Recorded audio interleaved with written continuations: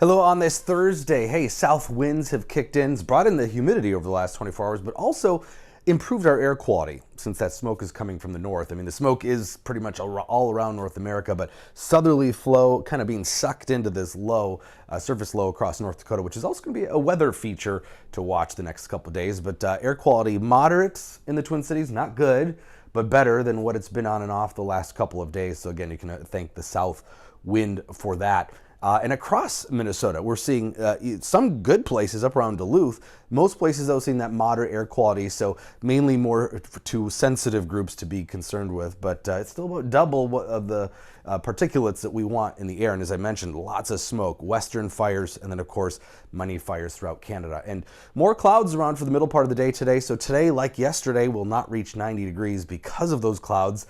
And yes, there are some showers through the early part of the afternoon.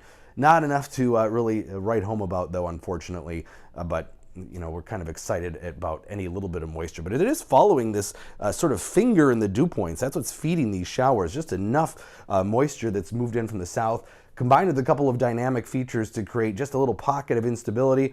Nothing crazy, but some scattered showers. You can kind of trace those dew points. So these are the 70-degree dew points, really kind of in a broken line right up through Minnesota, back into North Dakota, feeding into that low off to the northwest. Combine that with what we call a low-level jet. So we have jet streams that are high up and then some that are not as high. So this one's 4,000 feet up, 30 to 40 mile an hour wind. So that kind of acts like another warm front or another little push or boost in the atmosphere to help produce some of that instability. Now later tomorrow, we're going to watch for thunderstorms to develop ahead of that low that's going to get closer to us.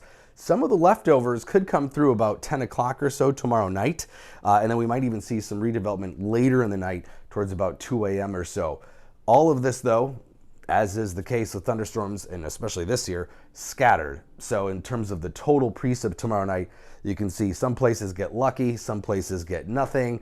Don't pay attention to where that exactly is. The models aren't that good with it, but it tells you the nature of how that precipitation will fall. We have the updated drought map for Minnesota too, and it is not good news. Drought really expanding across Minnesota. Severe to extreme drought now up into the northwestern parts of the state. And there are some changes here over the last 7 days. So unchanged, 98% of Minnesota in drought, 72% in severe drought. That's up 20 points. 19% of Minnesota now in extreme drought. That's up 15%. So it was just 4% of the state last week. And this red has expanded.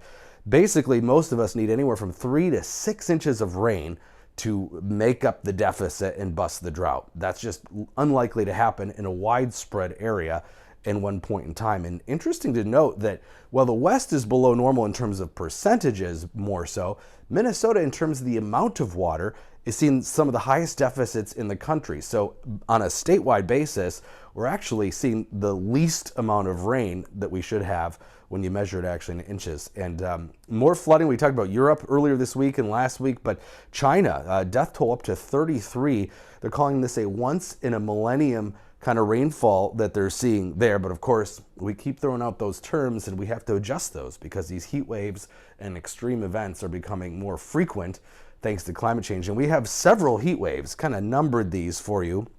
Heat domes or heat waves around the northern hemisphere. The whole hemisphere is just plain hot. Of course, we've been experiencing dome number 1 on and off, but there's been some in Europe, also parts of Asia. And while we get a break from 90 again today, the next 7 days, potentially consecutive, will be in the 90s. Maybe we'll get lucky and have another break like we had yesterday and today, but overall, it's going to be very hot. The heat just continues to blast occasionally at us. We get pieces of it that moves in for the weekend into the middle of next week, and still cannot throw out the chance of a triple-digit reading. That's still a possibility on the outlier range of things, but there's just a lot of heat out there. And in fact, this is through early August. This animation runs all the way to August 5th. No changes, just plain hot. So yeah, our electric bills are going to look scary here, or continue to, with the AC running. So again, shy of 90 today, upper 80s. We'll have the sun break back out here in the mid and late afternoon hours. Tomorrow is going to be hot, 93, sunshine most of the day, and then we'll see that chance of some overnight storms. That's all out of here early Saturday, a hot weekend, low to mid 90s, more hot next week with maybe another chance of some overnight thunderstorms Monday night. But And as we know so far this drought summer, rainfall, we kind of believe it when we see it around here, or feel it, I should say.